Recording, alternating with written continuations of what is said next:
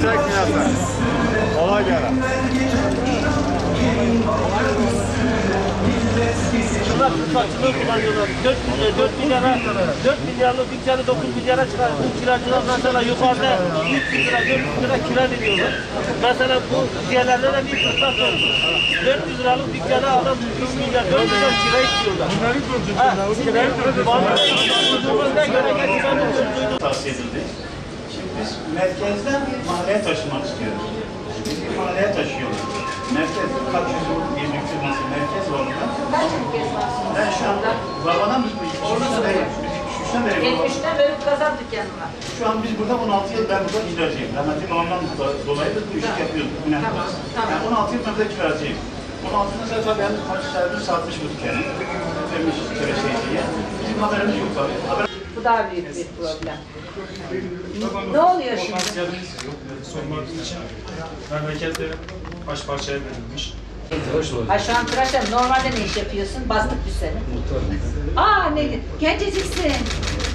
Çok iyi. Muhtar dışında işin ne? Ah. Çok gençsiniz daha. Çok mutlu oldum.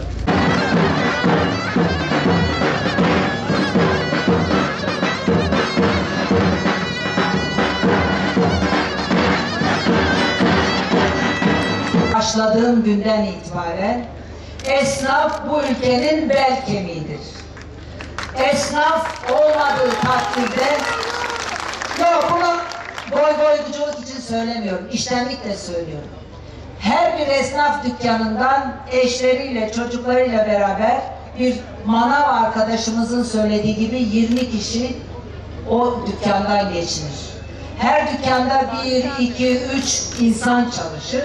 Dolayısıyla en büyük istihdamı esnaf yaratır. Sanayici şunu üretir, siz olmasanız kim satacak?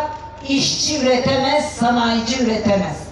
Dolayısıyla bizim ülkemiz içinde, dünya içinde esnaf o ülkenin bel kemiği. Yıkılan dükkanlarınızın yıkılmasına itiraz eden sizlerin, yapılan haksızlıkların kamuoyuna duyurulmasını sağlamak için geldim.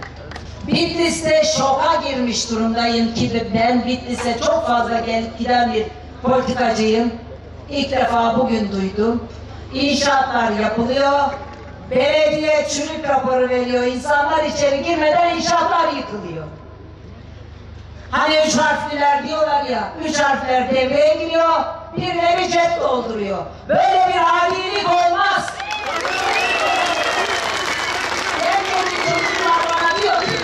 Dükkan sahiplerinin, kahir ekseriyetinin de inancı şu: Sayın Cumhurbaşkanı'nın ve ilgili bakanların bu işten haberi olmadığına dair. Aham da şimdi ben buradayım. Şu anda Türkiye'de 7'den 77'ye herkes duyacak. Sayın Erdoğan da duyacak, bakanları da duyacak, herkes duyacak. Türkiye'deki herkes duyacak. Şimdi Sayın Cumhurbaşkanı'nın Bitlis'te canı yanan bu insanların sesini kulaklarının içinde duyacağının sözünü veriyorum. Hep birlikte, ben başta olmak üzere hepiniz hep birlikte Sayın Cumhurbaşkanı'nın burada kurulmuş olan bu harami düzene ne yapıp ne yapmayacağını hep birlikte göreceğiz. Benim size sözüm şudur: bunun çok sıkı takipçisi olacağım. Öyle gürültü çıkaracağım ki duymayan kalmayacak. Ben Bitlis'e geldim referanduma hayır çalışması yapmak için. Buradaki dükkanların tümünü gezdim. Hatırlıyor olabilirsiniz. Bir kısım insan beni hatırlıyor olabilir. Ramazan ayıydı ve tek tek dükkan gezdim. Onlar beni hatırlayacaktır. Dedim ki Türkiye kazık yiyor, kazık. Hayır dedim.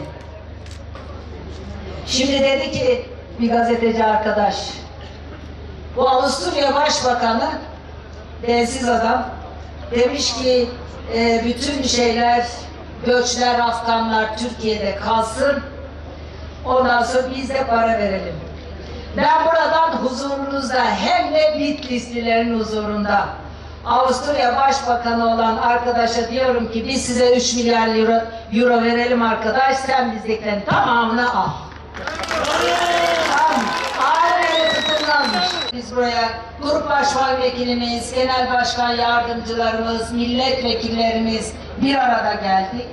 Dolayısıyla hem mecliste hem dışarıda bizzatihi takipçisi olacağız. Tekrar bu karşılamanız için çok teşekkür ediyorum. Allah'a emanet olun. Saygılar sunuyorum.